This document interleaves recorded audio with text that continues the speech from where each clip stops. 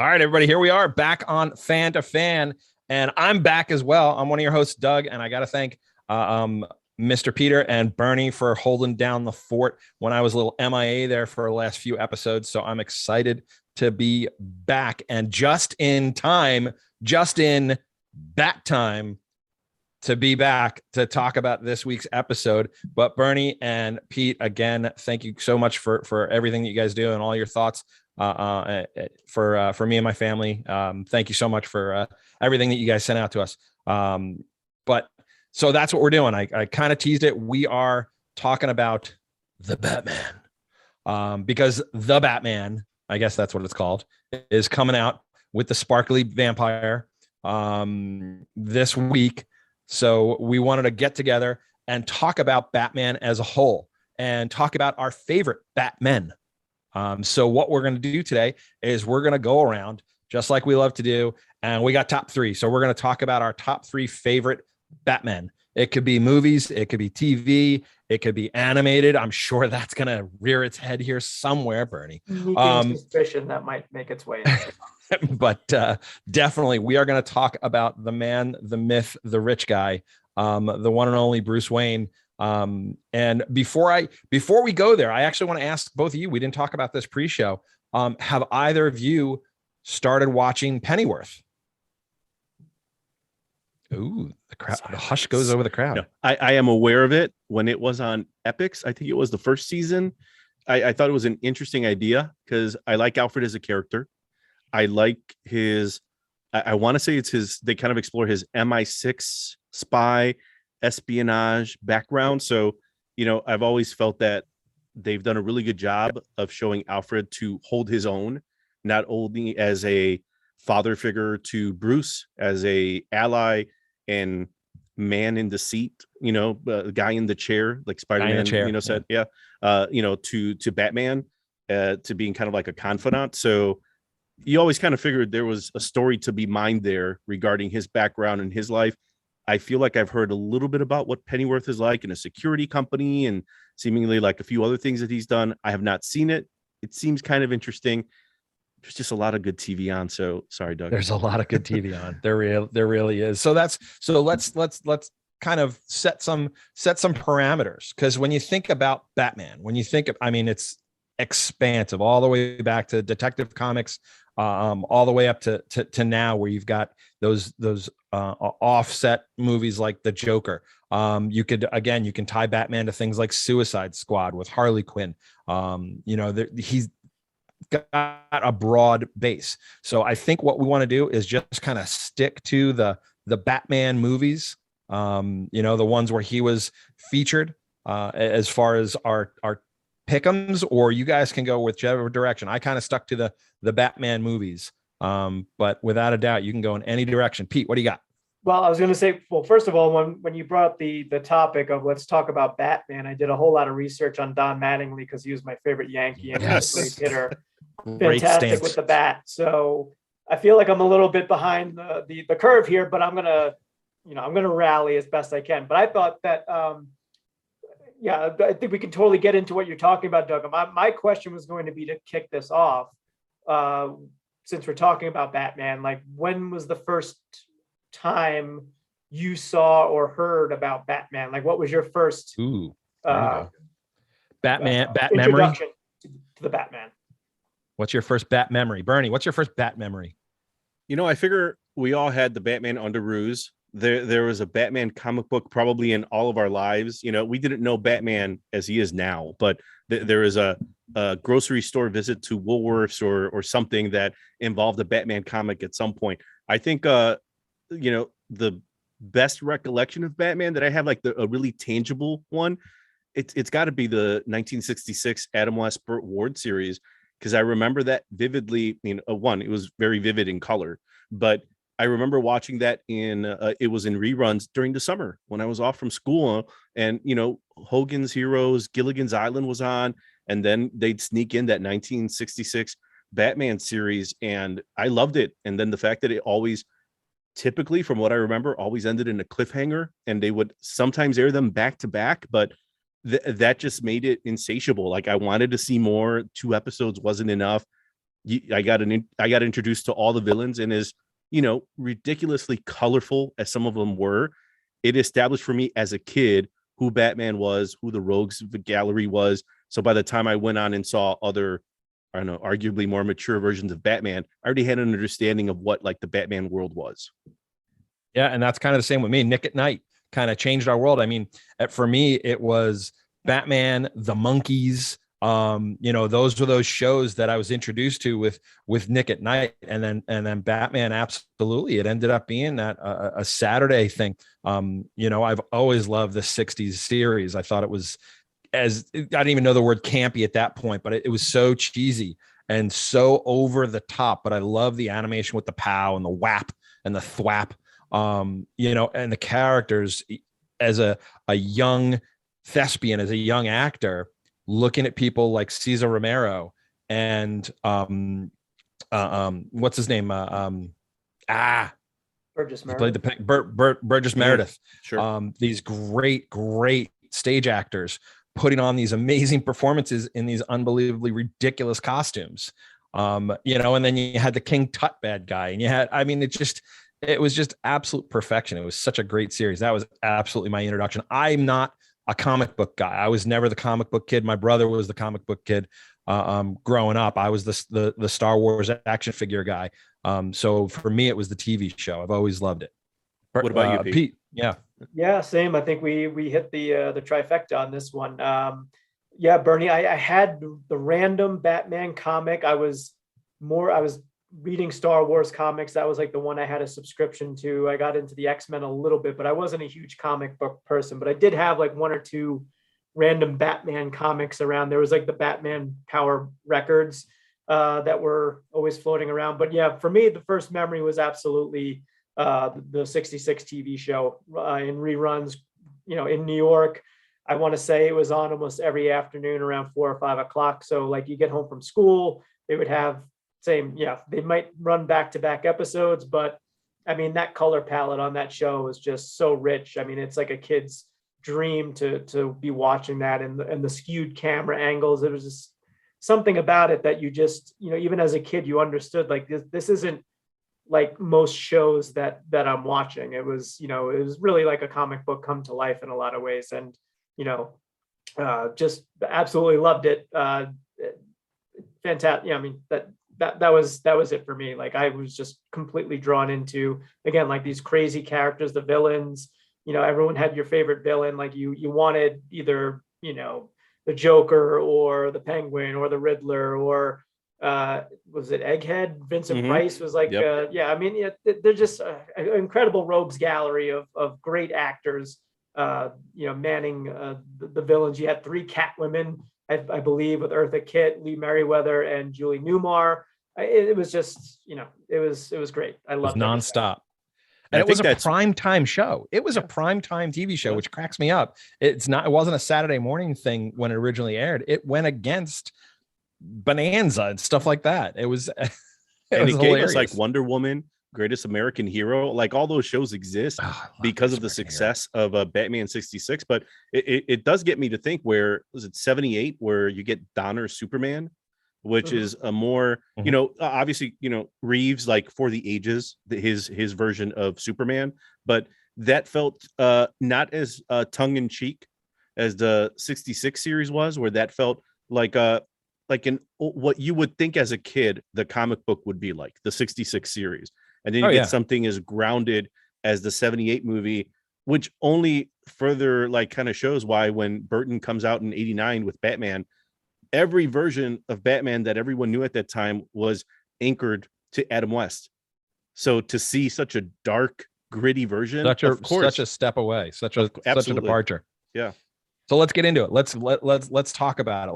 Let's get into our top 3 Batman. Bernie, I'm going to start with you, so you can go at top to bottom. You can go 3, 2, 1, 1, 2, 3, or just random, whatever. So give me one of your top 3 Batman movies. So I'll use the transition from the 89 Tim Burton movie. And, it was such a big deal, right? Mr. Mom is Batman, the Prince soundtrack, obviously Jack Nicholson, bringing a little bit of credibility to a role that, I think everyone did not think was going to become the Joker that, was set up in that movie. But that all inspired what became a huge inspiration for me, which was Batman the Animated Series. And if you've heard any previous episode of Fan to Fan, I've probably gone well above and beyond glowing about the inspiration, the amazingness of Batman the Animated Series. So I'm not going to go on and on about that in this segment here, but I think, again, going back to previous versions of Batman before Batman the Animated Series, what were various incarnations of Batman? It was Super Friends, Challenge of the Super Friends, Superpowers, the New Adventures of Batman, which were all inspired by the 1966 Adam West, Burt Ward live action series, right? So you have 1992, what's out at the time? So however old I was, that was my 8th grade year, maybe freshman year in high school, depending on whenever it aired, probably in the fall. So probably closer to freshman. What's on at the time? Cowboys of Moo Mesa, Eek the Cat, Super Dave, Daredevil for Hire, which is a cartoon no one remembers, The Little Mermaid. That's what was out there competing against Batman the Animated Series, which premiered in prime time. It was just, I don't know, the show always became a definitive version of Batman for me after 1966, because it set up Kevin Conroy as the voice of Batman in every page of every comic, in every direct to video animated movie. It doesn't matter who they get, Bruce Greenwood, it's just always Kevin Conroy for me. He set the standard, introduced great characters like Harley Quinn, Renee Montoya, lesser known villain Lockup, but Nora Freeze, and probably of a lot of the great episodes that are out there, Over the Edge, the Two-Face two-parter, Robin's Reckoning, On Leathery Wings, See No Evil, in my opinion, probably spawned the best animated live action whatever Batman movie in Mask of the Phantasm that came out in 93 on Christmas Day. But if you haven't heard any of this or you don't care about it, just go watch the one episode, Heart of Ice. It revitalized Mr. Freeze as an actual tragic, sympathetic villain. It took the egghead, Mad Hatter, kind of jokey, colorful characters of 66 and put Mr. Freeze in the middle of this almost like noirish revenge plot that had, it had to do with like cryogenic freezing, and the suit was designed by Mike Mignola, if you know about comics, but the voice acting, Mike Inzera as Mr. Freeze, cold, emotionless, calculated. It set up a new world where you could see were these villains, if you took them from the right angle with the right creative team, if you had a lot of people who could see Batman in that way and not just as pow, bang, thwop, if you could actually see them as more grounded, real world, that's what Batman the Animated Series was for me. And it kicked off the whole Timverse with Superman the Animated Series, Batman Beyond, Static Shock, Zeta Project, Justice League Unlimited. It set up the world that DC has made a lot of money now from, and to be fair, probably inspired the MCU because it set up all of that continuity. So Batman the Animated Series, not a surprise for anyone. No, not a surprise for anybody, but I always love hearing you talk. It's not like you're passionate about it at all. All right, Pete, what do you got? What's a Batman movie? What's one of your top 3 Batman movies? Yeah, I mean, this was tough. I've pretty much have seen all of the Batman incarnations on film. Loved some, did not love others, as probably everyone would come down on. So it was kind of hard for me to just come up with a top 3 because, I mean, we'll get into the Christopher Nolan ones are clearly, for me, just like above and beyond. So, but I will start with the Lego Batman movie because that was just it was just fun. I mean, it was just super fun. The animation, incredible. Will Arnett as Batman. I mean, come on, just pewter. I'm sorry, but Michael Cera as Robin stole the movie. Michael, yeah, it was. Wow. I had heard good things going into it, so I was pretty sure I was going to be entertained just from all the people involved with it. But wow, that was just it was just a treat, and I loved everything that they did with the character. Kind of just really being able to have like this sandbox of, because it was Lego, because it was animated, just being able to take it in all these different directions, and I love that movie. It's so good. And I love that pick because it's like the rubber band, right? 89 is Tim Burton, brings us to the darker Batman, right? the animated series Batman Returns, Batman Forever, like they kind of start steering away a little bit, from that dark decal world. And then Batman Begins, like you said, Christopher Nolan, 2005. Now we have this grounded, what does Batman's armor look like? What would his car look like? We need to make this look like it's real, like it was manufactured in some sort of like, I don't know, underground facility, but you have to believe that it's real. Then you have the Lego movie that says, yeah, Batman can be fun again. Like it doesn't have to be as like crazy as the 66 version, but why can't it be kind of like the 66 version? So I love the movie. Great pick. Why can't Batman wait for 5 minutes for his meal to be cooked in the microwave? I mean, for his lobster thermidor. His lobster thermidor. Yeah. Yeah. And I think that's one of the really fascinating things about Batman in its film incarnations is that you've got these very distinct looks between, I mean, if you want to go back to the original Batman, the movie from 66, obviously that was taken from the TV show, but then Tim Burton has his very much vision, and that kind of morphed into like the Joel Schumacher with the bat nipples and all that. And it became like this very sleek, very just, super campy, probably too campy, because I think that pretty much killed the franchise for a while. But then, yeah, Christopher Nolan comes in, grounds it back in some reality, and then we'll go on to, the Justice League stuff. And now we'll see with this new incarnation coming out with the Batman with Robert Pattinson playing him, we will have a yet another interpretation. And, I do like how you're taking a character that's very established property, but has the ability to kind of morph into different aesthetics over time. Yeah, absolutely. And that's the great thing about this character. I think is as funny as it seems that his origin story has been told over and over and over and over again. I still think it's a great story to tell, because I do think everybody that's attacked that and told that origin story has done it in a different way, which is what I've enjoyed it. As far as for me, the Tim Burton first Batman, I absolutely love. I have very distinct memories about going and seeing that opening night. But honestly, Batman Returns for me, I look at it because I look at the performances, because I think when you look at the 1980 the Tim Burton one, 1989, I think there was still some camp in there, because obviously Jack Nicholson definitely played it up to 11. Robert Wool was very campy. Kim Basinger was vanilla. She was wallpaper. There was zero performance out of her. And Michael Keaton was basically trying to reinvent the wheel with this character. So because this is very much I look at the Batman from 1989 as a Joker movie with Batman thrown in. I really, really do. Even though Joker wasn't on the screen for a lot, he just took the whole entire movie over, and I thought it was fantastic.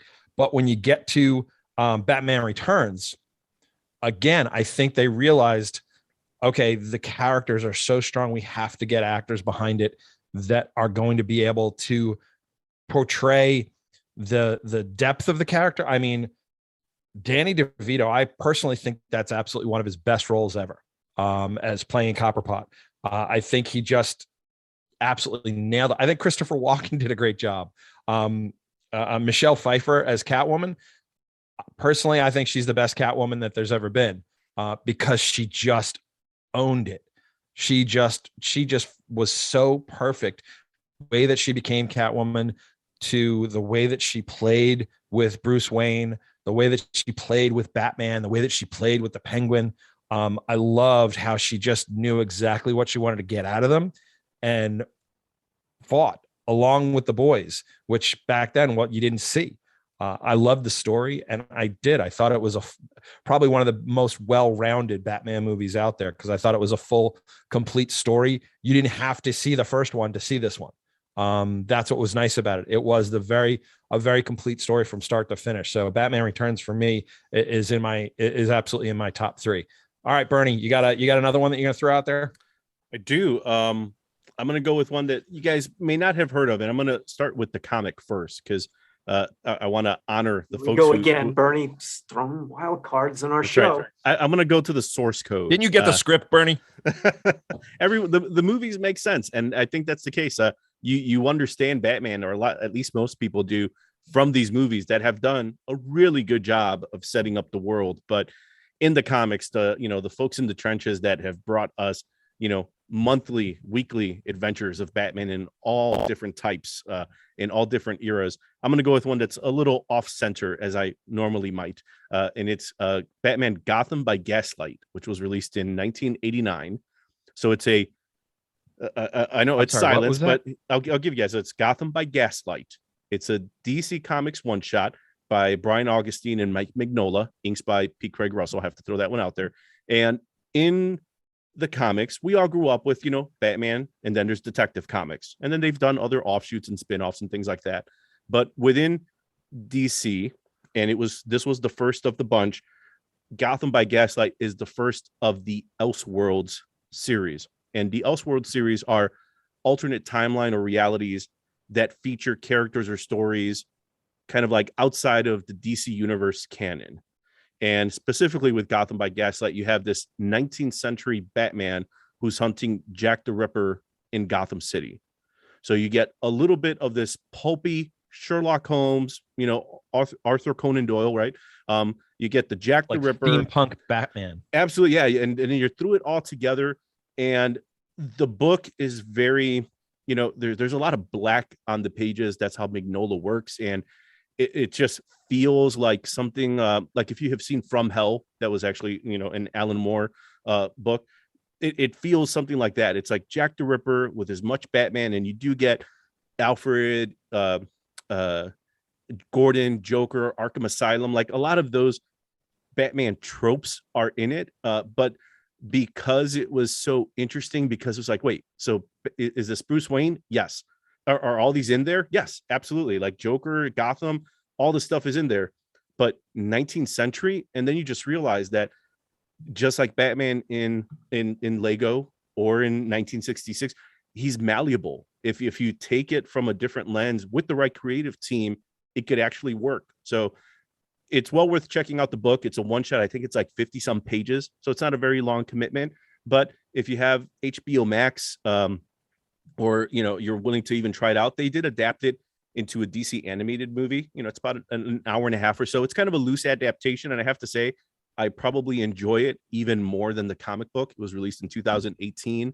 Bruce Greenwood does the voice of Batman, and compared to Kevin Conroy, he's probably the only other voice where he brings a maturity to Batman. And if you know Bruce Greenwood as the actor, it kind of makes sense, because Kevin Conroy brings this stage presence to Batman where you're like, oh, that's Batman. Like I hear it in my head. I when I read the word balloons, that's Batman.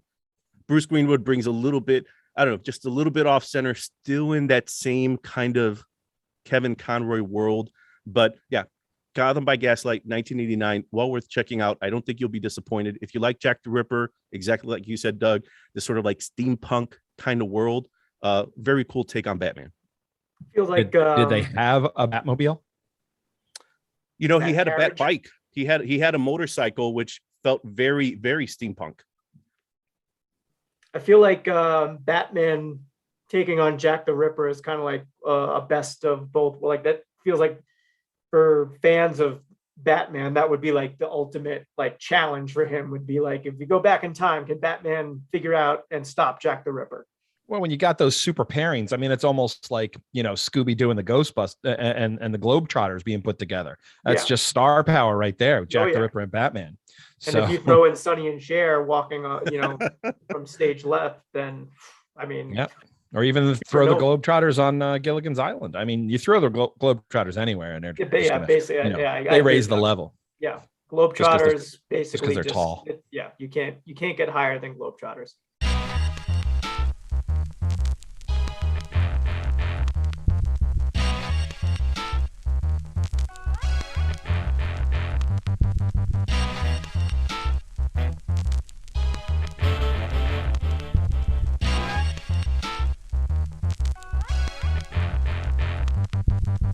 Checked. All right, Pete.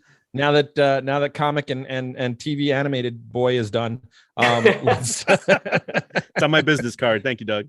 Well, you sold me, Bernie, because I think I will check that out on HBO Max. So yeah, I'm going to look at that as well. Yeah. I'm glad you said there was a movie because you said book. I'm like, yeah, I'm out. Yeah. 50 pages. I don't got time. Yeah, it's like 3 months for me. Reading is fundamental. I just sidebar. We were watching The Hobbit and we were talking about Lord of the Rings, and I have the complete works of the Lord of the Rings in one book, which is 1,200 pages. Yeah. And I handed it to my 12-year-old. He's like, "What the heck is this?" There you go. Get reading. The Blu-ray 4K special edition in a really big book. No, this is the book. Yeah, it's great. And just to jump on your little aside there, Doug. I mean, I tried to read Lord of the Rings 3 or 4 times when I was younger, and then I finally did it when I was, it's probably like 15, 20 years ago. And it was so satisfying to get through it. Oh, yeah. But, I mean, you want to talk about an epic adventure, just, diving into that world to read it every night was just so much fun, but I digress. Yeah. No, and this book that I have, it's got all of the maps. It's got the Elvish language broken out by letter. It teaches you the language. It's such a cool, I mean, it's freaking like that. It's a great paperweight too. All right. So Pete, back to back. So number 2 for me. So just real quick, are we going to talk maybe some honorable mentions after we're done? Sure. Okay. All right. Cause I was having a hard time. If this was only our show, Pete, if this was only our show. I know. Well, hold on. Let me check with the director. Hold on. Wait, I'm getting. Yes. We'll be able to do that. Yes. I mean, I just do got a clearance. have the ghost of Curly Neal on the line here. So if I need to bring in the Globetrotters, I will do it.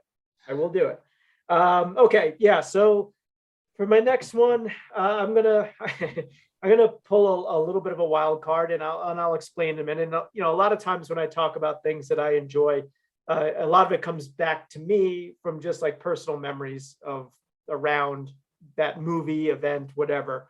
And so for me, I'm going to go with 1995's Batman Forever, with the lone Val Kilmer Batman. Does not tend to get a lot of love for good reason. It's not a great movie by any stretch of the imagination. But again, around the time that I saw it, it was just one of those. I was a huge Jim Carrey fan. I would imitate Jim Carrey all the time.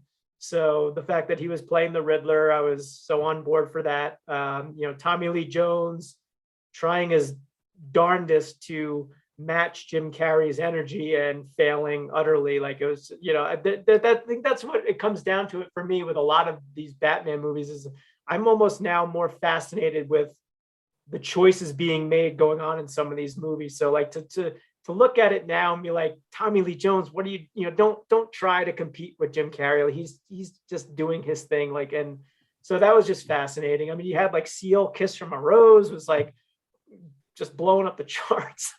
And then U2's, was it Hold Me, Thrill Me, Kiss Me, Kill Me in the soundtrack. I saw this in the drive-in on Long Island the year that it came out, like in the back of a pickup truck. And so that for me, that's the reason why it resonated for me. It was just a fun time of my life. And we're like, oh, we're going to go see the new Batman movie in the drive-in. And so we did. And just to wrap up this part of it, again, Val Kilmer, love Val Kilmer ever since saw Top Secret in the theater. I would skeet surfing. Everybody had a 12 gauge. Double barrel. Val Kilmer had a very good path between Real Genius, Top Secret. He should have stayed that. He was the Ryan Reynolds of his day. He was swarmy, sarcastic, just didn't take himself too seriously. He could have rid that wave for as long as it could, but he became Batman and put nipples on. I'm sorry, I don't speak German. Oh, I know a little German. He's sitting over there. I think to his credit, though, Doug, I will say if someone were to come to a young actor and even an established actor like him, or who was starting to kind of find his rhythm, and they say, "Hey, would you like to play Batman?" I just can't imagine there's a lot of actors that say no. And and Pete, not to take up the space here in your thing, I think he did a really good job. Well, it's interesting, and what I was going to say is if you haven't seen the documentary Val, yes, oh my God, fantastic. And, yeah, so I highly recommend that. But he talks where I think his voice, his voice, his son does the voiceover talking about him and that role for as Batman, and he talked about just being in the suit. He felt like he couldn't hear anything, he couldn't really move, and so he's like he tried to just treat it as like a soap opera actor, and was just kind of like I was just so. I mean, he's obviously very brilliant, and he's got a very unique mind, and so just to hear him talk about that role, because you're right, Doug. I mean, he could have just gone the same year he was in Heat. Right. Arguably one of the best pieces of film out there. I mean, so going from Batman to Heat, it's like, just drop one. I get it. You want to be Batman. All right, fine. Childhood. There you go. And I don't think they made any Heat action figures. Like just beating man stories where, I think where he really shone was like almost kind of like the supporting, I mean, Doc Holliday and Tombstone. I mean, yes, one of the most quotable roles ever in the history of movies right there. So for all of these reasons, that one has always just stuck with me. Again, not a good movie by any stretch of the imagination, but it just, it's up there for me just for the fun I had around seeing it. Yeah, you said it right at the start. There's only one person in that movie that was perfectly cast, and that was Jim Carrey. He was perfection. And Tommy Lee failed at trying to match his energy. I mean, Nicole Kidman, one of my least favorite actresses in the entire world. Drew Barrymore in that was horrible. It was a complete train wreck. But I watched it, and I watched it many times because of Jim Carrey, because he was perfection.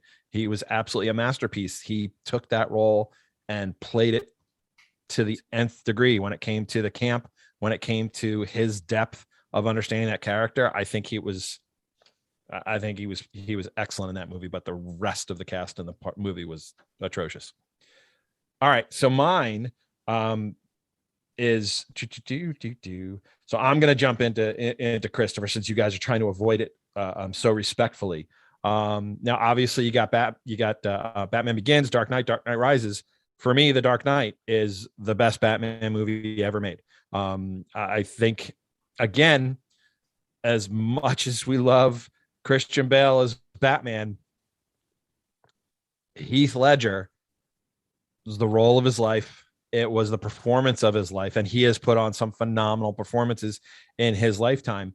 But even, again, the stroke of genius of bringing in people like Gary Oldman, who is one of my absolute favorites, can morph into anything you squeeze him into. The casting for those movies was excellent. Morgan Freeman, obviously, just an excellent cast. But the story with The Dark Knight and the way that the Joker was completely reinvented, from Cesar Romero, the camp, to Jack Nicholson, the camp, but the excellence of camp with Jack Nicholson, to this just tragic and destroyed human of this Joker who just wants to cause havoc. He just wants to screw around with things, because, like he said, he's a dog chasing a car. He wouldn't know what to do with it if he caught it. And the reason why I can't be a big fan of Dark Knight Rises is because it's not the movie that was supposed to be told. Because of Heath Ledger dying, they couldn't finish it. And I feel that it suffered because of it. As good as the movie was, as good as they tried to wrap it up, it was never the movie they were supposed to have, because of his tragedy. But The Dark Knight was absolutely, by far, I think, the best Batman movie, hands down. So that's my world. What do you guys think of The Dark Knight? Well, that was going to be my number one. So, sorry. but I'll echo it again when it's my turn. But yeah, I agree, Doug. I mean, I love, for different reasons, I love all three of the Nolan Batman movies. I love what he did with the character. I love the world that he created. And then again, like you said, pulling in the cast that he did, that were all just doing just phenomenal work with the material. The origin story was great in the first one. I still really enjoyed Dark Knight Rises because I'm a huge Tom Hardy fan, even though you couldn't really hear him, but the man knows how to emote with his eyes. So even with that breathing apparatus over his mouth. Like he still is doing the work. I mean, he kind of went out like a chump, which I was more than a little disappointed with. But the Dark Knight is just it's the pinnacle. It may, one day be the pinnacle. Doing great with my words today. It may be the pinnacle of Christopher Nolan's career. All the elements just came together in that. And like you said, Heath Ledger just bringing a menace to the Joker that had not been seen before. You're never sure if what he's telling people is the truth or not, or if it's all, when he's giving his origin story about every time with my God, I love it. Who knows? And then, and it's also asking some interesting questions for the time too, because Batman is using all of this surveillance equipment to track the Joker. And it's like, should this vigilante person have this much power? And so people were asking questions at the end of that movie as well. So I would talk about this movie for, a whole episode. It really had a huge impact on me. I think the opening scene, I think the bank robbery scene is you can put it up there as one of those top, with Saving Private Ryan, one of those best opening scenes or the first, 30 minutes of Full Metal Jacket. I think that bank robber scene was executed just perfectly. I really, really loved the way that it just kind of, it rolled out. Bernie, what do you got? Well, I was going to say, I was just going to connect it exactly to Michael Mann and Heat. There's something very Michael Mann-ish, to, I guess, use that as a verb, in that intro, that bank scene where everything feels like the sound is used very tactically. So it is the sound of like breaking glass of like things, right? So that there's this sense of like motion and the move. I remember that song. Like it's not really a song, it's just in the score. It's like this beat that just keeps going, gets incessant. So by the time you're done, it's this big reveal with the Joker. And it's hard to argue. I have to say, I'll admit, when I saw it the first opening night, I did not like Heath Ledger's performance. I didn't think that it worked for the movie. And it's not until watching it a second time and then multiple times subsequently where I realized that the Joker was Cesar Romero, right? He was essentially a Dick Tracy villain, and then Jack Nicholson brought a little bit of, I don't know, gravitas to him, like made him feel like not so cartoony, but also dangerous. And then Heath Ledger took a little bit of everything. And at a time when you had Nolan, and I think he's kind of talked about this before, the idea of like the Occupy Wall Street stuff was happening, and you had the 2008 turmoil in the stock market, and you may be thinking, what the hell does any of that have to do with it? Like, Joker was played as a chaos agent, and at a time when you have Bruce Wayne essentially, representing the people in Wall Street that are making money, and Gotham is kind of the victim, right, between crime and vigilantes. And I think it's the last line in Dark Knight where you get the idea of like multiplying, right? Like if the police have a gun, then a gang member has an AK-47. And if the police have a SWAT vehicle, then the gangs bring in, paramilitary material. Like there's always this escalation that happens. So the way Heath Ledger, now in hindsight, I can see it, the way he played Batman actually makes complete sense, because he would be the person that would say, yeah, I'm not here to just commit a crime. I'm here for something more than that. Like, I'm not here to just rob the bank. I'm here to make a statement. And maybe he actually doesn't know what that statement is, because what you guys were alluding to, it's actually The Killing Joke, the comic where they set up that the Joker is telling these different variations of his origin.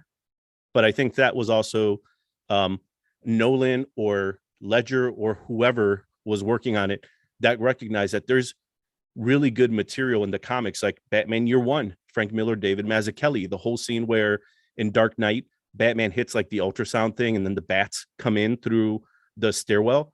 That's from Batman Year One, almost taken panel by panel. So if you have all of this good material in the comics to mine from, that's one thing. You could just say, oh, well, that's a crutch. No, you have to know the right things to mine. And if you piece them all together, all of a sudden you get something like Dark Knight that, hands down, I probably think, maybe outside of Inception, just because that was, that was also very interesting. But of the two, I would probably say Dark Knight is going to be the one that set up not only, it's like the best of the Batman world, but also now gave us that Nolan version of Batman where everything has to be grounded. Like Zack Snyder's version is just a slightly off kilter version of the Nolan one. It's a little bit more superhero, but everything that Nolan did in that movie in Dark Knight just continued to kind of set up what DC has now done after that.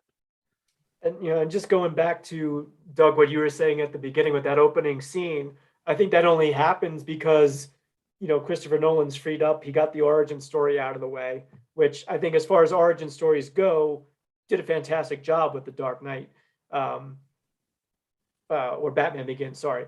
So when the Dark Knight hits, you don't have to worry about any of that because, yes, obviously the fans know the story, but for anyone coming into it, it's like I can just get into the story that I want to tell here. I don't need to go back and recap things. Everyone knows I've established he's Batman, so let's just go in and tell the story I want to tell. So I think that just frees up a filmmaker to be like, all right, no exposition. I don't need to deal with any of that stuff anymore. So now I can get a little creative and I can really hit that home run right off the bat and just like grab people by the throat from that opening scene, which is just fantastic. I'll say maybe we save this for later, Pete, because you're going to bring it up again. But then compare Tommy Lee Jones' Two-Face to Aaron Eckhart's Two-Face. Like talk about worlds apart. Yeah, Aaron Eckhart. I mean, he did it justice. And again, I wonder if it's out there. I've never Googled it or searched for it or read about it. If there was a Dark Knight Rises script with Joker and Two-Face, and then Heath Ledger passing, it gets scrapped because that all they were doing was setting those two up for the next movie because they were there. There was absolutely, they were ready to set them up to get them to that next step. I don't know. I wish I could get my hands on something like that because that would just be phenomenal. I don't think you could do it because, again, there's nobody that could fill that Joker role. I mean, Joaquin Phoenix just did his phenomenal version of it, which unbelievable. Jared Leto, I kind of liked what he did Joker wise. It was definitely off kilter, definitely a little. We just barely got a taste of it though. Personally, Zach Galifianakis, I think, nailed the Joker. I think that was the personification of Jokerness. But yeah, I wish we could, whatever, just put in a whammy machine and go back, not even go back in time. Cause you can't stop Heath from dying. I guess you could, and just get that movie made.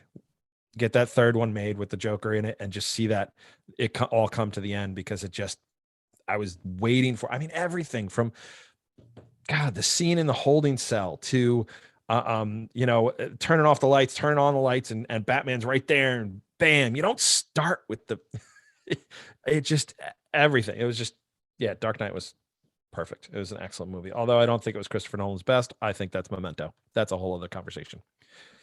Well, I would even argue Dunkirk as well. I mean, I love Dunkirk, just the way that he. Poor Insomnia gets no love. It sounds like we got another episode that we can log. There you go, so. Christopher Nolan. Absolutely. Here we go. Stay tuned. Same bet channel.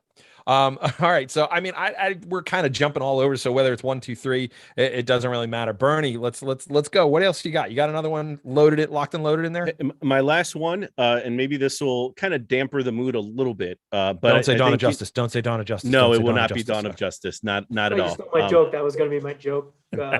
Sorry. No.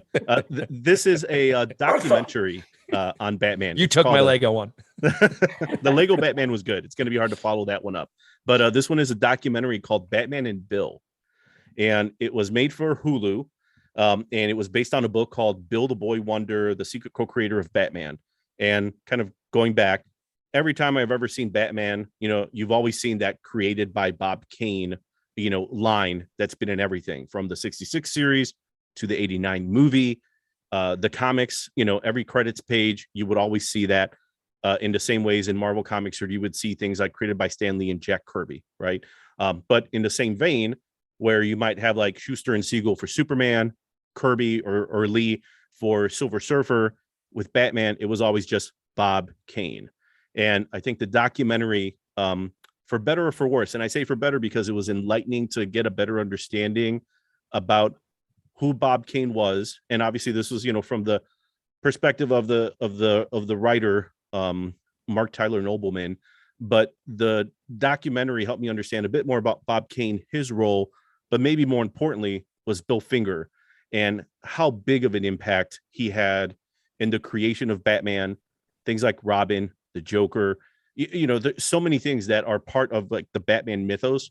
A lot of them come from Bill Finger, and seeing how he was poorly treated by Bob Kane, how really it wasn't until, jokingly, until I think it was Dawn of Justice that he was actually credited on the screen. I think that's actually a moment in the documentary at the end where the guy who does the documentary is in the theater and he has that moment, and it's emotional because after seeing how poorly Bill Finger has been treated, how overshadowed his contributions have been compared to Bob Kane, and to see his name on the screen up there, like now when we see movies like Eternals or Captain America or Avengers movies, you see Jack Kirby's name up there with Stan Lee and all the other representative creators.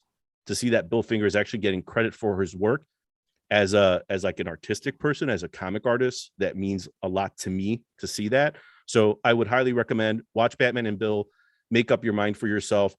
There's a lot of things, when I think of Stan Lee and Jack Kirby, when I think of Marvel Comics, I think of Stan Lee as the Marvel, and I think of Jack Kirby as the comics. He was the guy who made the thing. Stan Lee was the guy who sold the thing.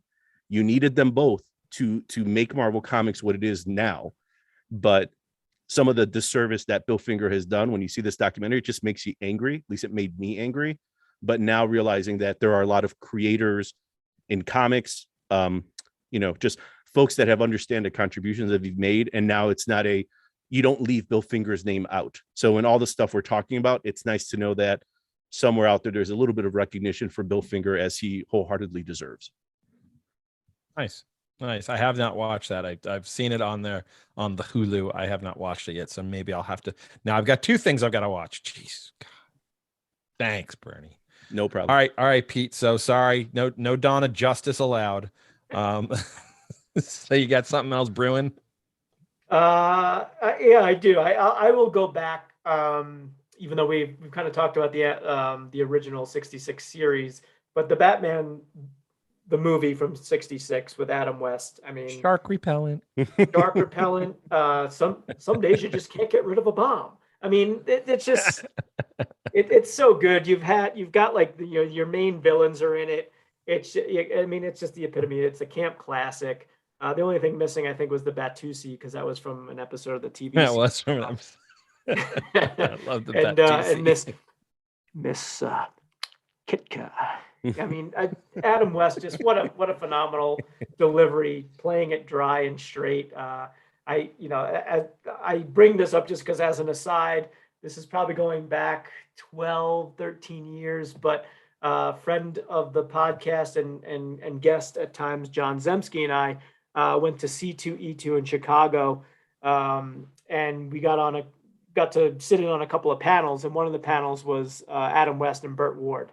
And just to hear them kind of waxing nostalgically about the Batman days, and Adam West was just, I mean, you could tell he was just loving holding court and just telling so many incredible stories. I mean, everyone was dying. It was so much fun.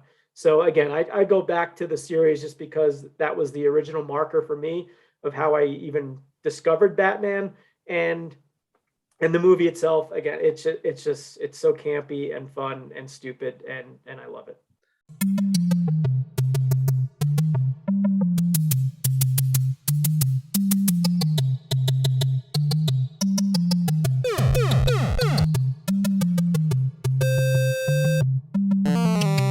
For folks that may not have the patience or the ability to sit through all the episodes of the series, like I think you could argue, if you just watch that 66 movie, that kind of gives you a nice concentrated version of what the series was, and whether you like it or not, how impactful it was to certainly the three of us, but to a lot of other people that saw it. And that's probably why a lot of us had those Batman underoos, because of the success of that. And we were talking about Jim Carrey owning his role. Like Adam West is one of those few actors that Doug, we were talking off mic about Shatner. There's just this like group of actors out there that have not only leaned into it, like they've like full on bear hugged it. Like, hey, this is what I'm known for, and I'm gonna, engage with the fans in that world. Well, unfortunately, I mean, you go back and it doesn't happen as much now because people are used to seeing actors transition in so many different ways. But you look at somebody like Shatner, somebody like Adam West, these were stage actors. These were, they were contract players in the studio system, and they were on everything, all the Westerns and Twilight Zone. And, Adam West was a wonderful stage actor, and he got lucky with a TV series and played it straight laced, as serious as it got. It wasn't a joke to him. And unfortunately it pigeonholed him, and that was all because he was that good. If you're bad, they forget about you. But that pigeonholed him, and forever he's Batman. It wasn't until later where he started getting into the Comic-Cons and started going out and owning it. And then people started recognizing the genius that was Adam West, and inviting him into their worlds from, Family Guy and things like that. And just loving everything about the Adam Westness that he is, because that's what it is. Adam West became a character, because of Batman, because he couldn't be anything else. He was always Batman. So he just decided, okay, I'm just going to be the Adam West guy. And he owned it. And it's absolutely, I mean, you said it when you went and saw the panel discussion. He loves talking about it. I've seen some of his panel discussions as well. He's awesome. I love Adam West. I think he's leaned into it so hard, just like Shatner finally came around to it. All right, for me, I'm gonna it's not a movie. It's actually a series, and he's barely in it, but he's one of my favorite. And I can't even say he's one of my favorite Batman, but he's absolutely one of my favorite Bruce Waynes. Ian Glenn from the Titans series. Ian Glenn, he was in Game of Thrones as Mormon, and he plays Bruce Wayne in the Titans series. And he's only been in a few episodes, but the gravitas that he brings and the depth that he brings to that, he's a broken man, this Bruce Wayne. And it's older Bruce Wayne, but he's still got that presence. So when Robin comes to him, and when all these great scenes between them, he gives him so much knowledge, and he challenges him so much. And then he also, I don't want to ruin it for people, but it's, again, this is an older Bruce Wayne, so it's got that gravitas behind it. And I think Ian really brought that to it, and I thought it was a great choice because I wasn't expecting it at all. I didn't know, because he was such a mystery. You never saw Batman, and then ultimately you saw Bruce Wayne, and he's just I think it was great casting. So I'm going to throw him in there as the best Bruce Wayne I think I've seen. I have not seen Titans, but at least from the casting, Doug, I'll say that you could tell that whoever was casting him was a fan of Frank Miller's Dark Knight, because talk about like a broken Batman. Yeah. It's kind of like the Batman that we start seeing, kind of like, setting you up, Pete, here with Dark Knight Rises. Like, in Dark Knight, we see everything that's happening to Christian Bale as Batman emotionally, right? Losing friends, the chaos of Joker. And then we see the physical damage he's taken in Dark Knight Rises, where he needs more armor, and we see the ultimate version of that in the Frank Miller version. But that portrayal of Batman that they then do in like Batman Beyond, the cartoon, where he's more, snarky, sully, he's a little jaded. Like, he's still Batman, he's still the great detective, but there's something about him that's a little bit, if Batman was dark, he's even darker. Like, there's a part of him that's just like, all right, he would want to almost like go down fighting. Like, he actually doesn't want to die in his bed like that. Like, Batman wants to, like, all right, some thug takes me out, like, that's fine. I go out on patrol, that's how I die, that's okay. Like, Batman's not the guy who wants to die old and see everyone else die around him. He wants to just do that. So that casting by that actor, really good. So I haven't seen it. Not a show that like the tone doesn't speak to me, but the casting was genius.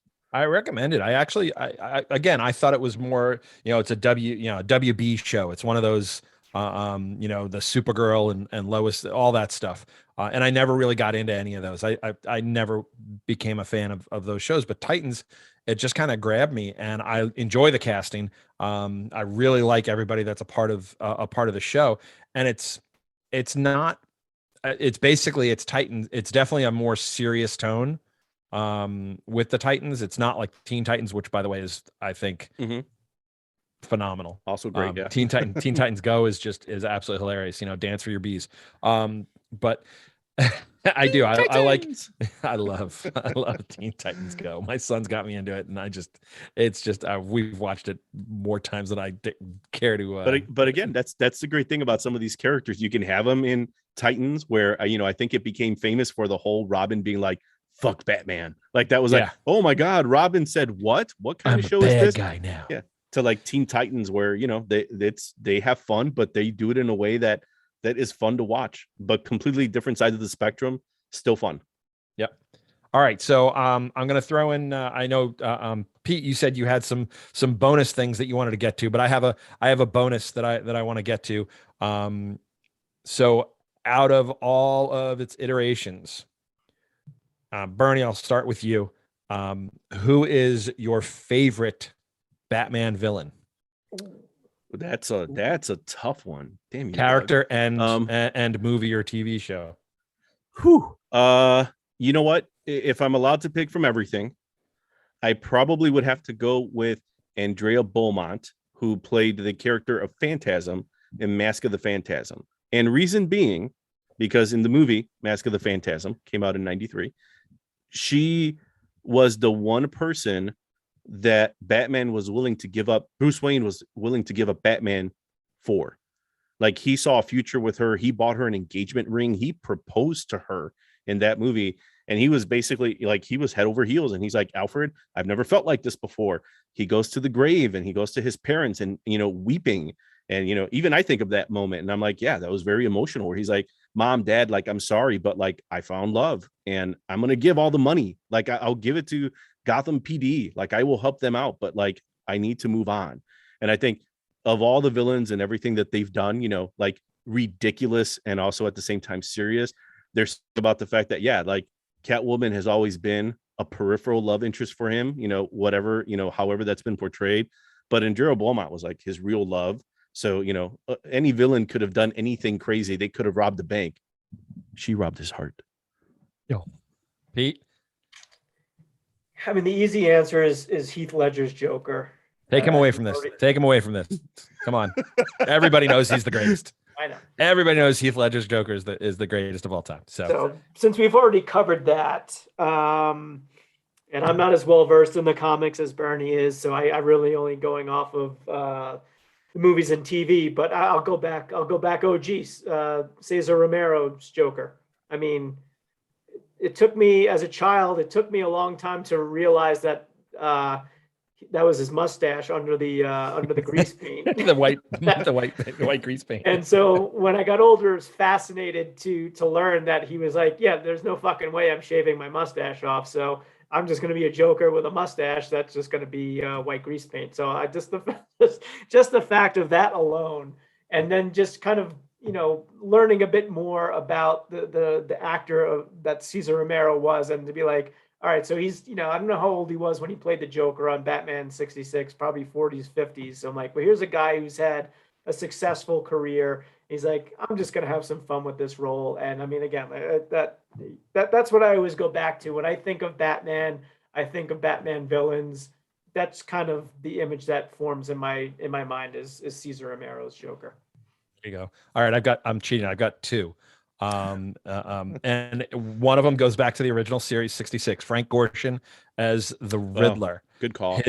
I mean, because if you look at Jim Carrey's Riddler, you can see a direct line to Frank Gorshin, because he took that essence of Frank Gorshin, that insanity, that playfulness, that pure joy of being evil, and brought it into it. And then Carrey just took it to a completely different level, was absolutely whacked out of his mind.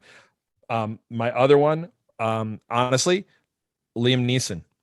I think what he did as Ra's al Ghul, the way that he portrayed him, I think it, not necessarily the character, but I think that made everybody sit up and look at Liam Neeson and say, oh, he's not just the romantic British dude.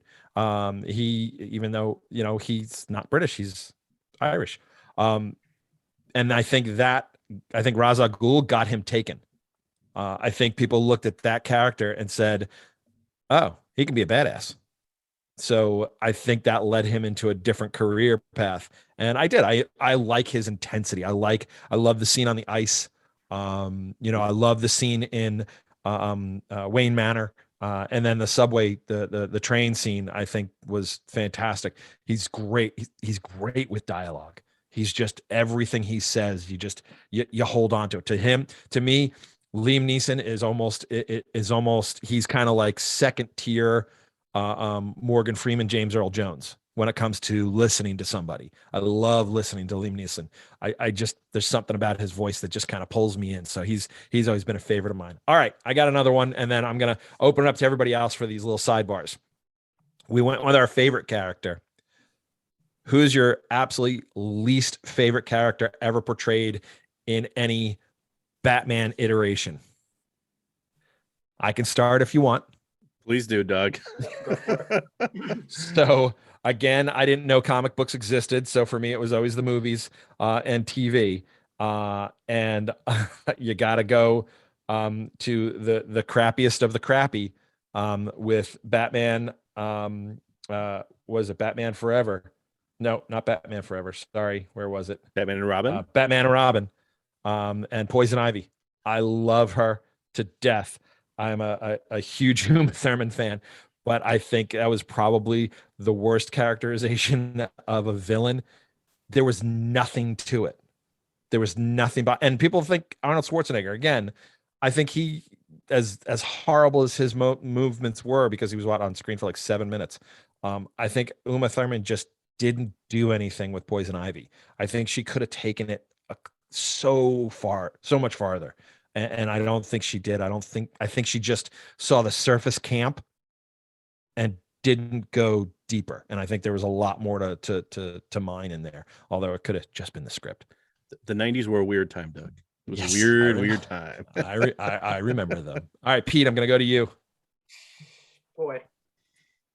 I don't know. I mean, Tommy Lee Jones, I already mentioned. Again, great actor, but just making all the wrong decisions in that role as Two-Face. It's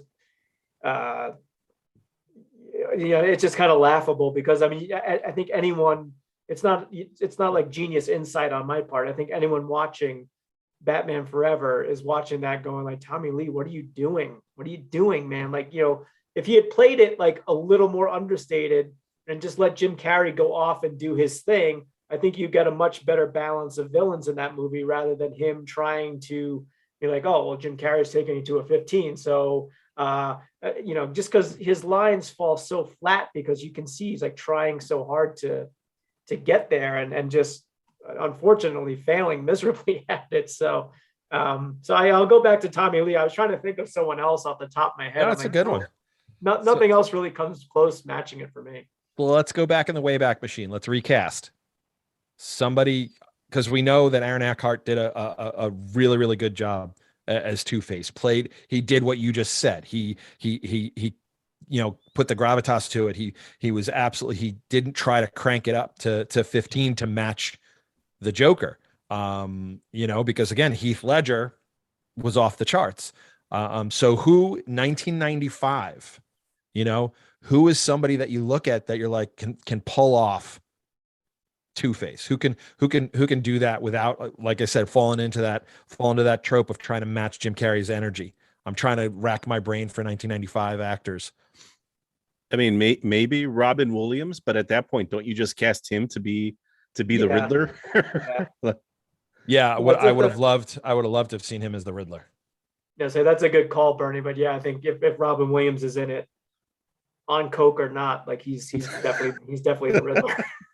I mean, if you're going, I was gonna say, if you're going like complete opposite, right? Like, are you trying to get someone serious, like an Al Pacino, like a Bruce Willis? Oh, See, Al Pacino, I think Al Pacino gets disqualified because of his Dick Traciness.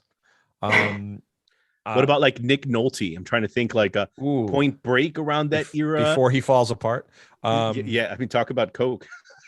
I mean, honestly, I mean, again, you want to take, I think, put it this way, if Christopher Nolan was directing 1995, before he was even director, if he could have gotten like what's called his name just flew right out of my head. Opposite of Al Pacino, Robert De Niro. There you go. There you go. Imagine a Robert De Niro in Two-Face. How about Kurt Russell? Kurt Russell would have been good. Richard Gere, that would have been like, I'm trying to think of actors of that era. Richard Gere, Dennis Quaid, someone like that, but who knows? Maybe they would have just taken the role and said, all right, well, I've got to compete with, the guy over here going smoking and I could have seen, he's at 11. I'll go to 12. It's like, no, go the other way. I could have seen Dennis Quaid as Batman. Actually. I think he would have made a really, really good Batman. All right, Bernie, did I go to you? Did you do the villain? No, I'm going to go with, go back to Lego Batman. And this is just because I know it premiered in the Batman animated series. It's Condiment King. I don't know if you guys remember that from Lego, but he was created. It's in the episode Make 'em Laugh in Batman the Animated Series. And I think it was Bruce Timm and Paul Dini who created him for that episode. But they did it as like a joke to like the 66 series. Like I think there's, like some sort of like Polka Dot Man in Suicide Squad. I knew you'd catch up to me sooner or later, like little puns like that are completely ridiculous. And, they kind of ran with it for the Lego movie, but he's not like a real threat. He is just like a walking punchline. So, I don't ever want to see like a dark, serious take on Condiment King, but if anything, he's just a good throwback to people who were inspired by 66, who said, well, there's a little room for a fun Batman villain and we can all have fun with this because, I don't know, in the same ways you were kind of talking about, Doug, the same ways that Seth MacFarlane, who's probably our age, who grew up on 66, loved what Adam West was doing. And then when he ends up getting, his 15 minutes in Hollywood and they're like, what do you want to do? He's like, I want to do a show called Family Guy. And I want Adam West to be the mayor. Oh, so he's going to do the voice of the mayor? Yes, but he will also be Adam West being the voice of the mayor, kind of channeling the Adam West from Batman. And we all know what that means. It doesn't sound ridiculous because that's how great Adam West did in that performance. So, so all that circling around to, something about Condiment King is stupid, ridiculous, but kind of fun. All right, Pete, you said earlier you have you got some wild cards you want to throw out there. What were you thinking? Yeah, well, it's really just one wild card, and we were talking about this right before we started recording. I'm sure that there are Batman fans out there that are aware of this, but I really was not. I mean, maybe on the periphery, but there was an original Batman serial in the 40s, just called Batman, and I think it was like 13 episodes or something like that. And so it is currently available on Tubi if anyone would like to check that out. And so I did literally an hour before we started recording this. And oh boy, it is, it is 1943 in some very good ways with some of that, 40s kind of snappy pulp dialogue. It also, because it took place during World War II, the villain is Japanese. He's not played by a Japanese actor. It's played by a Caucasian actor, J. Carrol Nash. And talking in a very, if I had a lot of that like Yellow Menace type feel to it. Yeah. It's, if I was a weather forecaster, I'd say like this Batman movie is like mostly cloudy with a 75% chance of racism. It really like Mickey Rooney, Mickey Rooney type Breakfast at Tiffany's level. Yep. Wow, and there's even like at the beginning they talk about it's a lot of like the Japs. It's Jap, and like one of the bad guys who ends up deciding he doesn't want to work for, I think his name is Dr. Daka. He's like, maybe these other thugs are going to buy your applesauce, but I'm not going to cater your Jap menace. And, there's like even, we got to remember all Japanese Americans at that time were in internment camps. So, well, this was the crazy thing that really made me like literally jaw drop when I was watching it is there's a voiceover at the beginning. So like Batman is at the beginning, he apprehends some crooks. He puts like a bat like stamp on their foreheads, and then he tells Robin, he's like, "We got to get out of here, Robin. I've got a date." And so they take off, and then it cuts to a voiceover like panning down a street, which is a set, but saying how Gotham has an area called Little Tokyo, but the US government has gone in and taken care of the Jap menace. And so all of the stores are closed except for this one, which is basically like an amusement park, like novelty store thing, which is where it was like a front for, the bad guy. And wow, it's it's something. So I can't say that I recommend it, but if like you want an interesting slice of American history, and American film history or TV history, then and if you want to buy some war bonds, give our boys in blue, not the boys in blue, or whatever. All right. Well, I think too, like the first appearance of Batman was like 1939. That came out in like the early 40s, the serial. Mm-hmm. So you also feel like there probably wasn't enough, considering the times. When I think of serials, I always think of like Commander Cody and Flash Gordon. They were made for kids of that era to kind of go Saturday mornings to, for probably a few pennies, watch it. Then you get them back in the theater, and the theater owner probably makes more money on the popcorn or candy sales than they do on, anything else. But, I've seen it before, Pete. It is certainly you did a good job of actually keeping it understated. It is a product of in time for better or for worse. But you figure it's also only a few years removed from its original like release in Detective Comics. So, there's something interesting to that. But yeah, the serial, not nearly as interesting as probably the Wikipedia entry behind it. Well, it's interesting too how so there was that. I think there was another the serial or movie like later in the 40s called Batman and Robin, and then nothing until the 66 TV series, which is kind of crazy because you had like the Superman show in the 50s with was it George Reeves? Yep. Mm-hmm.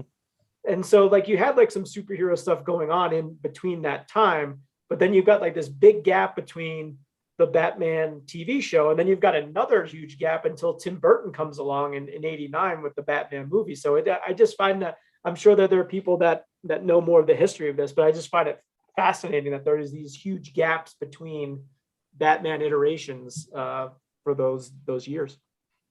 And now it's like there's one coming out every year.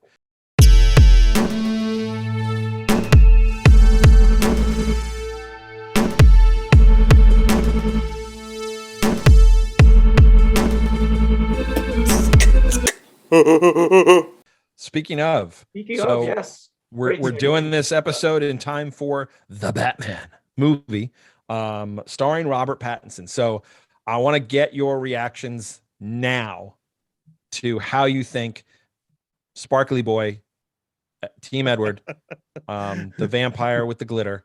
Obviously, I've seen him in other things. I think he's a great actor. I actually think he's done some really, really good stuff. How do you think he's going to hold up? How do you think he's going to hold up as a Batman? You know what? I have full confidence that he's going to put in a great performance. Like you said, Doug, I mean, I have not watched 1 second of any of the Twilight films. And so, but that's, I don't know, that those movies like 10 or 15 years old at this point. I mean, he's done some great work. I mean, The Lighthouse, fantastic in that. Another movie, Good Time, that I saw that came out in 2017. He is excellent in that as well. So, I mean, he's got the chops to pull it off. I'm not sure about the 3-hour running time that I heard about. That seems a little excessive. So it might be testing some even most ardent Bat fans' patience to sit through a 3-hour movie. But yeah, I mean, I'm intrigued. I'm curious to see it. So I'm looking forward to it. Bernie, what do you think? How do you think Mr. Pattinson is going to hold up? I'm going to echo what Pete just said. Everything I've seen Robert Pattinson do, I've been, I wouldn't say pleasantly surprised, because I did actually see the Twilight movies when they first came out. I didn't read the books, but the movies were such a phenomenon at the time. You know, it was hard to avoid them. So I did see him. No, it wasn't. Seems like you guys were able to. It wasn't that hard. I think this is where being a generation older comes as an advantage. There you go. Hey, and I understand it, but at least, you know, this is kind of like now that I've seen them all, like I can say I expect him to do a very good job. Matt Reeves, every comic book inspiration that he has cited, and understanding some of these, like, when he talks about, I was reading Darwin Cook's Batman Ego. I'm like, I know what you're talking about. So if that's part of the foundation for, where you're going with this is kind of interesting. I will say though, there's a part of me that's kind of tired of seeing like the really dark Batman. There's like what you guys were talking about with Ra's al Ghul or Ra's al Ghul, however you want to say his name. But Doug, you were exactly right. Liam Neeson did such a good job of actually expanding the world of Batman. And there's a Batman, to go to a comic reference that you guys may not get, but Neil Adams kind of established the look of that lithe, athletic Batman. And there's these really cool covers that are just classic covers with Batman fighting Ra's al Ghul, like without a shirt in a desert. And he kind of looks like it looks like something out of Ishtar or Lawrence of Arabia, but it's Batman not in Gotham City. And those were some of the first comics I saw that said, wait, Batman can do that. And that brought him into this world of like globe-trotting, like adventure. That's something that I think Christopher Nolan was really smart in doing. And then he made it really grounded. And he's like, all right, well, let's do Heat, but with Batman. And then you get Dark Knight. It's like, boom, like, wow, so different, but so well done. There's a part that this is kind of cool to see, like Batman pre-year one, where he's still kind of developing. It seems like he's still processing the death of his parents. There's still stuff going on that stuff seems interesting, but the look of the movie so far looks a little too, I don't know, it just looks a bit too dark for me. And like you guys said, the 3-hour running time feels a little bit like and I don't know, maybe this is a controversial topic. I don't know if this is a byproduct of the whole hashtag release the Snyder cut, where it's become well, let's give the directors the ability to tell the story they want to tell. And then you get, throw in streaming there, where like, all right, now movies have to become a bit more of a spectacle to put asses in the seats. If not, couldn't this be released on HBO Max or right. Netflix? Well, this one is only in theaters. So yeah, I think there's a lot of that in it, but I will say Robert Pattinson, the casting, everything looks interesting. I would just like to see a slightly less darker Batman. I don't want to see like the Lego Batman. Like, I like Lego Batman for what it is. It's great, but I would also like to see a less darker Batman. So, but I don't know. Seems like reviews are saying that it's pretty good. The tone is good. And you have to imagine, in the world that we live in now, this is the setup for more, Yeah. I wonder, and I don't know if you guys know, if Christopher Nolan was of the mind of, well, I'm going to come in and do one, and then I'm done, guys. Like, I've kind of set up the world for you guys. If you want to play it around in this sandbox, cool. But if you gotta want to reboot Batman, like, I don't give a shit. I'm going to go do Dunkirk. And then either they throw a lot of money at him, they give him a good script. He meets Heath Ledger and he's like, wait, actually, maybe there's something else I can do. I'd like to think that whatever version we're going to see of the Batman is not the last version of the Batman we're going to see, whether Matt Reeves is involved or not, that, Reeves is going to have something to do with it. And that Pattinson is probably like a 3-4 picture deal. And we're going to see more of this world for a while. So I'm going to, I'll judge it when I see it. Yeah. And they're trying to tie it all together. I mean, you got Margot Robbie in it. So, Harley Quinn is going to make an appearance. Margot Robbie is in it? She's in it. She's in the cast. Wow. She's not listed, like her character's not listed, but she's in the cast listing.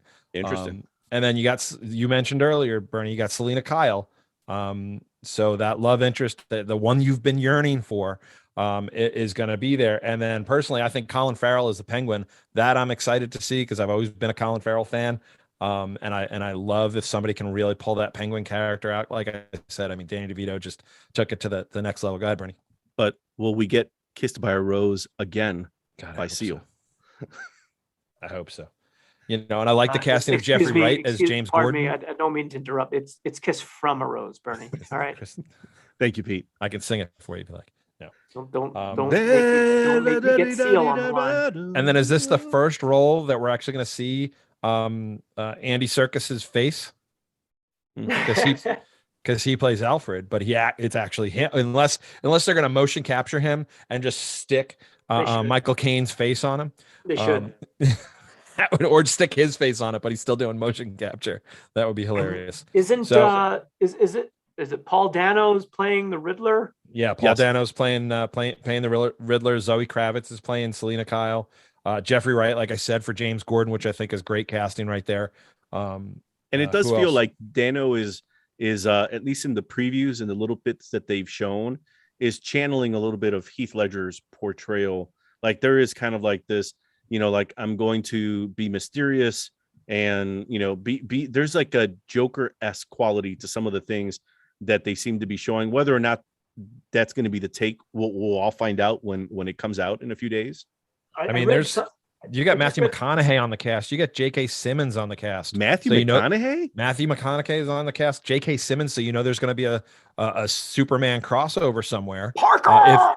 Right, exactly. If they're keeping him as J. Jonah, because okay, so now worlds collide here, Doug. Yeah. So J. Jonah is in Marvel. J.K. Simmons played Commissioner Gordon in the Snyder that's right. version of it. So Sorry. you have Jeffrey Wright. I mean, I don't want to correct him, but just saying. But J.K.'s Matthew in this. McConaughey is interesting because I can see him. If knowing this is the first time I'm hearing about this.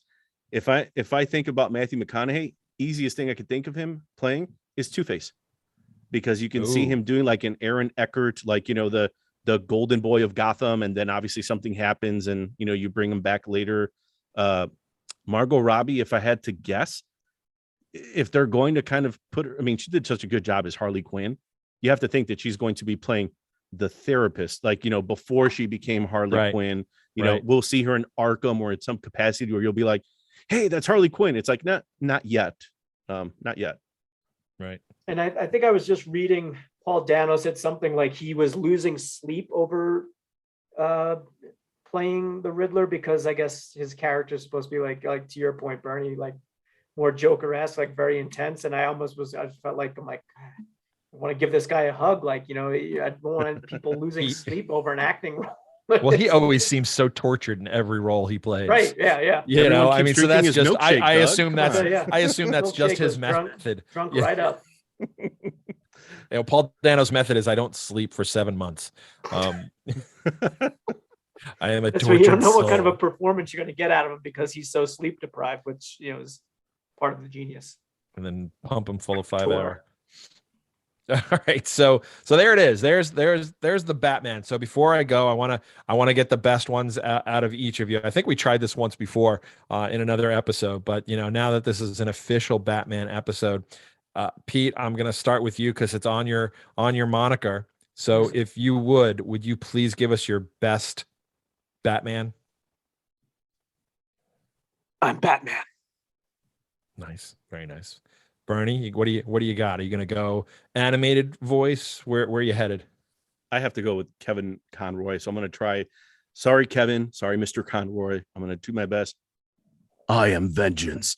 I am the night. I am Batman. That was nice. That was very nice. Apologies to Mr. Conroy. I am sorry. Do I hear any Ben Affleck Batman out there? My mom's name's Martha too. Let's be friends. Applesauce, Joker. Let's be friends now. Our moms are the same name. That's the whole premise of We us should becoming totally team friends. up and take out all the bad guys. That Gotham is wicked dark. It's wicked dark in Gotham. You gotta light it up. I'm Batman. So all right. So there it is. The Batman episode. Nana. Doug, your version. I just did it. Well, can you do it again? Sorry. Just to wrap it all sneak up it in here. there. I'm Batman. Very subtle. So there it is. The Batman episode that you've all been clamoring for. We will probably report back on the Batman movie. I know I'm probably going to go see it. Maybe not opening weekend because I'm not insane. Maybe on a Tuesday afternoon by myself because that's the best way to see movies now. So for Bernie, for Pete, I'm Doug. The three hosts are back, and we're excited to be here. And once again, this is Fan to Fan, and we will talk soon. You remain my power, my pleasure, my pain, baby. I guess you now. I'm a rose. God, I love that song. I bought that album. Everyone bought that album. God, I saw Seal in concert that year too. I just want Oh, that's awesome. My girlfriend was like, "We've got to go see Seal." And to be fair, his first album I haven't listened to it in a long time. His first album was kind of cool, dancey, early '90s stuff. Yeah, but I'm sorry, but the best soundtrack was the 1989. Well, actually, it's print. It's not even fair, Doug. I know that's not fair. And the Lego Batman soundtrack is freaking badass. I mean, he's got his own theme song that he wrote. So, Will Arnett's the best.